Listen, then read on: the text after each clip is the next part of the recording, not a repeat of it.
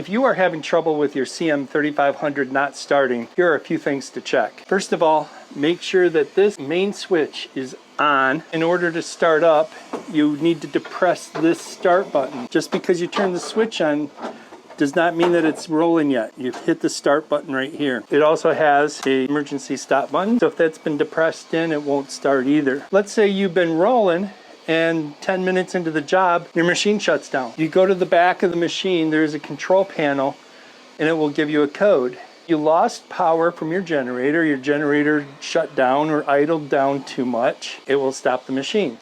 All you need to do is unplug the machine, give it 30 seconds to reset, and then plug it back in. Then you should be able to go.